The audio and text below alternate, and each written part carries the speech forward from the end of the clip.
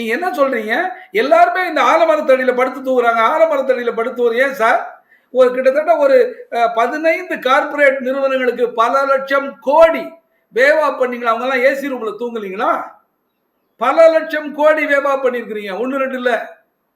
15 corporate கம்பெனிகளுக்கு அவங்க எல்லாம் எங்க சார் வேலை செஞ்சாங்க? அவங்க எங்க வேலை செஞ்சாங்க? இந்த மக்களுக்கு ஒரு ஆளுக்கு வந்து இப்பதான் அதுவும் வந்து அவர் ரவீந்திரன் சில செய்திகளை ரொம்ப நல்லாவே சொன்னார். நான் அதை மறுக்கவே இல்லை. இதுல உண்மையிலே விவசாயிகளுக்கு வந்து பிரச்சனை இருக்கு. அதுக்கும் நாங்க ஒரு சில தீர்வுகளை கொடுத்தோம். அதாவது எப்பமெல்லாம் விவசாய பணிகள் நடக்கிறதோ அந்த நேரத்தில் எந்த விவசாயிக்கு எந்த விவசாய பணி இருக்கிறதோ அந்த ஊராட்சி மன்றத்தில் வந்து பதிய சொல்லுங்க. இந்த மக்களை அந்த வேலைக்கு அனுப்புங்க. அவரும் சம்பளம் கொடுக்கட்டும். நரேகால இருந்தும் சம்பளம் கொடுக்கலாம். அவர்களுக்கு கூடுதலாக பணம் கிடைக்கும்னு ஒரு தளத்தையும் நாங்க கொண்டு வந்து வச்சிருக்கிறோம்.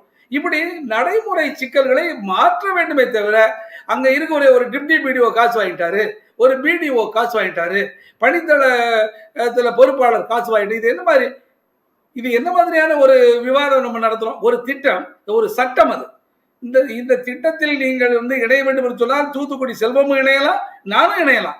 நான் போய் வேலை கிடக்கலாம். நான் வேலை கேட்டு எனக்கு கொடுக்கவில்லை என்று சொன்னால் 15 நாட்கள் வரை பொறுத்திருந்து பார்த்து அந்த 15 நாட்கள் கூலியை எனக்கு இருக்கீங்க.